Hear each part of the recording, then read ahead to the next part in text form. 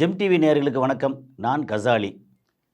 இன்னைக்கு நம்ம அரசியல்னு பேசும்போது, இந்திய அரசியல் விட்டுட்டு தமிழ்நாடு அரசியல் தான் பேசணும். காரணம், இப்போ இன்னும் ஒரு 2 மாசத்துல எலெக்ஷன் நடக்க 2 ஆமா ஆல்மோஸ்ட் 2 மாசத்துல எலெக்ஷன் நடந்துரும்.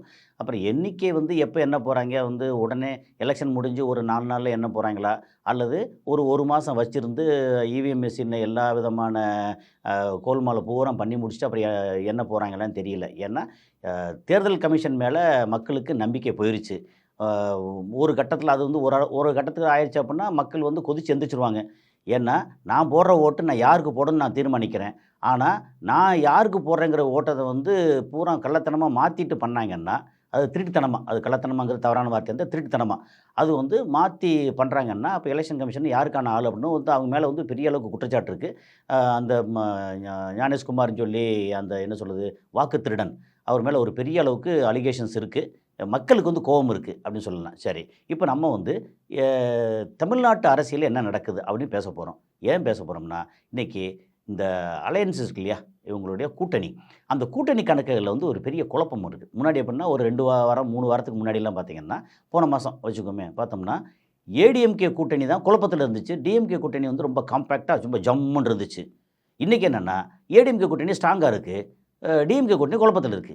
இது என்னடா இப்படி ஆயிப்போச்சு அப்படின்னு பார்த்தா, டிஎம்கே கூட்டணியில அது தேமுக அதுக்கான வாக்கு வங்கி எப்பவுமே ஸ்ட்ராங்கா நிக்குது. அதுக்கு ஒரு கணக்கு ஒண்ணு அ நெறைய எடுத்திருக்கோம். அங்கங்க போய் எடுக்கும்போதும், இப்படி பேசும்போதும் ஒரு கணக்கு இருக்கு. என்னன்னா, திமுகவோட பலம் என்ன? பலவீனம் என்ன? அப்படின்னா, திமுகவோட பலம் ஆ அவங்களுக்குன்னு நீங்க உதயசூரியன் எது எப்படி இருந்தாலும் உதயசூரியன் மறையாது அப்படிங்கிற மாதிரி, நீங்க இஸ்லாமியர்கள், கிறிஸ்தவர்கள், தலித் இந்த 3 பேரையும் தள்ளி விட்டுட்டு, மிச்சம் இருக்கிற டாமினன்ட் ஹிந்து ஆ அந்த கம்யூனிட்டி. அந்த கம்யூனிட்டில நீங்க ம ஐயர்லேருந்து, செட்டியார்லேருந்து, தேவர்லேருந்து, வன்னியர்லேருந்து எல்லாத்தையும் எடுத்துக்குவோம். அது தலித் இல்லாம. அப்ப எடுத்தீங்கன்னா, ஆ அதில எப்படி பார்த்தாலும் ஒரு குறைஞ்சபட்சம் ஒரு 15% வரைக்கும் திமுகவுக்கு கன்ஃபார்ம்டு ஓட்டு இருக்கு. நான் சொல்றது அதில இந்த ஓட்ல முஸ்லீம் கிடையாது, தலித் கிடையாது, கிறிஸ்டியன் கிடையாது. ஏன்னா, ஆ முஸ்லீம் ஓட்டு பிளஸ் கிறிஸ்தவ ஓட்டு 2 சேர்த்தா கிட்டத்தட்ட 14லேருந்து 15% தமிழ்நாட்டில இருக்கு. தலித் ஓட்ல ஒரு பக்கம் நார்த் தமிழ்நாடுல அ ம இங்க இந்த இந்த பெல்ட்ல நம்ம விசிகா சம்மந்தப்பட்ட பறையர் ஓட்டு ஒரு பெரிய அளவுக்கு ஒரு 8% 10% பக்கம் மொத்தம் இருக்கிறதா தகவல்.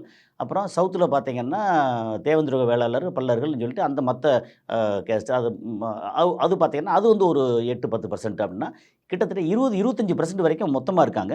அதில பிரிச்சு பிரிச்சு போனா கூட 20%. அதில இந்த மாரி அ ம தேவேந்திர வேளாளர் இவங்கெல்லாம் மாறுனா கூட இங்க அ பறையர் சமூகம் இப்படி எடுத்தீங்கன்னா, அதில இஸ்லாமிய ஓட்டு எவ்வளோ இருக்கு அப்படின்னா, கிட்டத்தட்ட ஒரு 45லேருந்து 50 லட்சம் ஓட்டு கன்ஃபார்ம்டா இருக்கு. அதில 90% எப்படி பார்த்தாலும் அவங்க திமுக அதுக்கு தான் ஓட்டு போடுவாங்கன்ற சூழல் இருக்கு. ஏன்னா, நமக்கு ப பிஜேபிய எதிர்க்கிறதுக்கு மதவாத சக்தி இல்லாத ஒரு நல்ல கூட்டணி வேணும், இல்ல தனி கட்சி வேணும் அப்படின்னா, அது இன்னைக்கு வேற வழி இல்ல திமுக. அதிமுக மேல ஒரு சாஃப்ட் கார்னர் இருந்தது. ஆனா, பிஜேபி கூட்டணி அப்படிங்கிறனால அதிமுகவுக்கு போறதெல்லாம் இஸ்லாமிய வாக்கு குறைஞ்சிருச்சு. அதே மாரி கிறிஸ்துவ வாக்குல அ விஜய்க்கு இது கோஸ்டல் பெல்ட்ல நல்லா நெறையா போயிட்டுருக்கு. அத பார்க்கும்போது கிட்டத்தட்ட 40 லட்சம் ஓட்டு 42 லட்சம் இருக்காங்கன்னா, அதில பாதி திமுக இங்க வந்துரும், பாதி மத்தவங்களுக்கு போயிரும்ன்ற ஒரு சூழல் இருக்கு. இதே இதில நீங்க கன்னியாகுமரி போனீங்கன்னா, அங்க தேசிய கட்சிகளுக்கு நல்ல ஒரு வாக்கு வங்கி இருக்கு. ஒரு 5, 6 தொகுதி எடுத்தீங்கன்னா, கன்னியாகுமரியில மொத்தத்துக்கு இது பிஜேபி அண்ட் காங்கிரஸ் அவங்க தான் டாமினன்ட்டா இருக்காங்க அப்படிங்கிறது. சாரி இந்த மாரி ஒரு பிரிச்சு பிரிச்சு பார்த்தோம்னா, உங்களுக்கு 15, 12, 15% திமுகவுக்கு டாமினன்ட் ஹிந்துஸ் அவங்களுடைய வாக்கு இருக்கு. அது இல்லாம அ ஒரு கிட்டத்தட்ட 5% இஸ்லாமிய வாக்கு கன்ஃபார்ம்டா திமுகவுக்கு இருக்கு. ஒரு இன்னும் ஒரு 4% எப்படி பார்த்தாலும் அ இவங்களோட 3 1/2 4% கிறிஸ்தவ மக்களோட வாக்கு அவங்களுக்கு இருக்கு. இன்னும் ஒரு 5, 6% அப்படின்னா அ தலித்தோட வாக்கு இருக்கு. இது அப்போ 30% எது என்ன கூட்டணி இருக்கு, இல்ல தனியா நிக்கிறோம் அப்படின்னா கூட திமுக 30% வாக்கு கன்ஃபார்ம்டு. இதில பெண்கள்ல நலத்திட்டங்கள் போய் சேருது, இங்க போகுது, அங்க அதெல்லாம் இல்லாம, எது ஒண்ணுமே பண்ணாட்ட கூட எது நடந்தாலும், திமுக பயங்கர மோசமான ஒரு கேடுகெட்ட கட்சி அப்படின்னு சொன்னா கூட, இல்லை மக்களுக்கு எதிராக இருக்காங்க, இவங்க வந்து கூட்டணி கணக்கு ஒழுங்காக இல்லை, அவங்க வந்து அந்த என்னது அவங்களுடைய ஆட்சியாளர்கள் சரியில்லை, அதிகாரிகள் சரியில்லை, மாவட்ட செயலாளர், வட்ட செயலாளர் அதுன்னு யாருமே சரியில்லை அப்படின்னு இருந்தால் கூட இந்த 30% வாக்கு திமுகவுக்கு கன்ஃபார்ம்டாக இருக்குது. அதை வந்து அதை பிரேக் பண்ணுறது அவ்வளோ ஈஸி இல்லை இப்போதைக்கு, இன்றைக்கி ஆஸ் ஆஃப் டுடே இன்னைக்கு. அதே நேரத்தில் இங்கே காம்பேக்டாக இருக்கக்கூடிய ஏடிஎம்கே அண்டு பிஜேபி, எப்படி பார்த்தாலும் ஏடிஎம்கே பிஜேபி கூட்டணி இந்த ரெண்டு பேரும் சேர்ந்து இவங்க பண்ணிகிட்ருக்க வேலை ப்ளஸ் வந்து டிடிவி அதில் சேர்ந்துருக்கிறாரு. அப்புறம் பிஜேபின்னு எடுத்தாச்சுன்னா நயனா நாயந்திரன் வந்து தேவர் சமூகம், அப்புறம் டிடிவி தேவர் சமூகம், இதெல்லாம் சேர்ந்து வரும்போது ஓவராலாக அவங்களுக்கு குறைஞ்சபட்சம் 25% வாக்கு வந்து கன்ஃபார்ம்டாக இருக்குது. அப்போது சிதற வாக்கு எந்த பக்கம் எது எங்கே போகுதுன்னு ஒரு கணக்கு இருக்கும் இல்லையா? இதில் ஏடிஎம்கே கூட்டணிக்கு வந்து இஸ்லாமிய வாக்குகள் சுத்தமாக போகாது, கிறிஸ்துவ வாக்குகள் வந்து ஓரளவு 2-3% அங்கே போக வாய்ப்பு இருக்குது.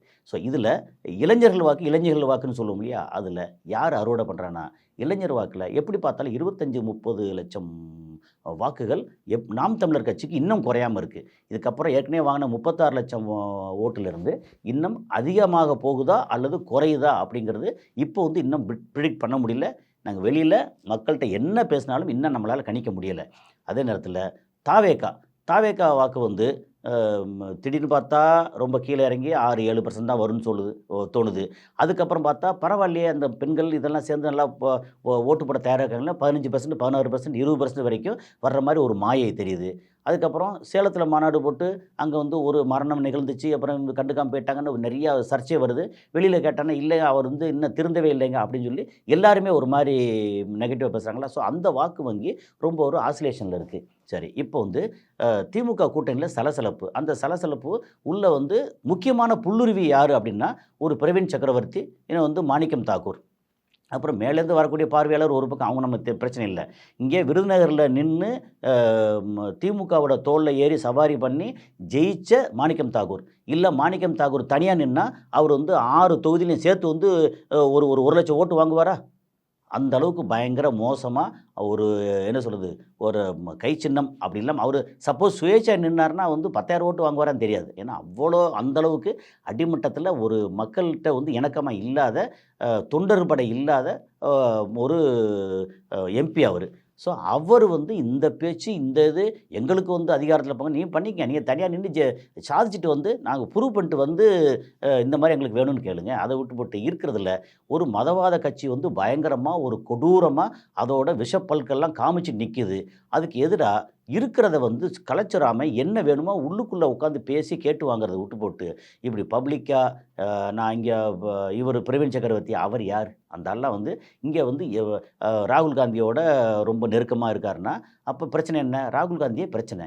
ஸோ காங்கிரஸ் தலைமை சரியில்லை. அவர் நல்லவர் வல்லவர் நிறையா பேசிக்கிட்டு இருக்கோம். ராகுல் காந்தி நல்லவர் தான். அவர் வல்லவரானா வல்லவர் இல்லை. கட்சியை நடத்துகிற அளவுக்கு அவர் திறமை இல்லை. அவர் வந்து இன்னும் எல்கேஜி யூகேஜியில் இருக்கிறாரு. அதாவது அமித்ஷா, மோடி அவங்க வந்து யூஜி முடித்து பிஜி முடித்து பிஹெச்டி போயிட்டுருக்காங்கன்னா இவர் வந்து இன்னும் எல்கேஜி யூகேஜி முடித்து 5ஆம் கிளாஸில் ஃபெயிலாகி உட்காந்துருக்கிறாரு அப்படின்ற அளவுக்கு தான் ராகுல் காந்தியோட நிலைமை இருக்குது. ராகுல் காந்தி இன்னும் கன்னியூ பண்ணார் அப்படின்னா பிஜேபி அவங்களுடைய நோக்கம் இருக்கே, இந்தியா அளவில் காங்கிரஸை இல்லாமல் பண்ணுறது அப்படிங்கிறத அவங்க ஒன்றுமே செய்ய வேண்டாம். ராகுல் காந்தி அவரே பண்ணி முடிச்சுட்டு அப்படி எல்லாம் முடிச்சுட்டு ஓகே நான் வெளிநாட்டுக்கு போயிடுறேன் அப்படின்னு கிளம்பி போக வேண்டியது தான்.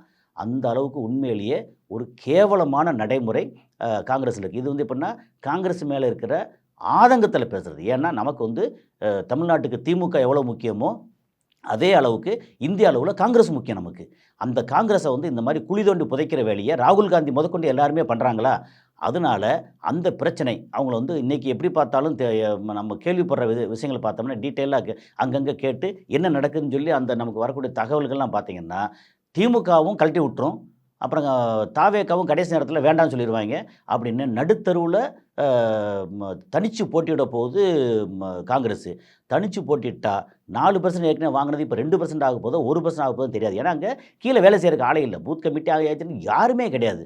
காங்கிரஸ் அவ்வளோ மோசமாக இருக்குது, வீக்காக இருக்குது. கையில் வந்து முன்னாடி ஆண்டாக என்ன பண்ணாங்க, கொஞ்சம் பணத்தை வச்சுட்டு என்ன செய்வாங்க?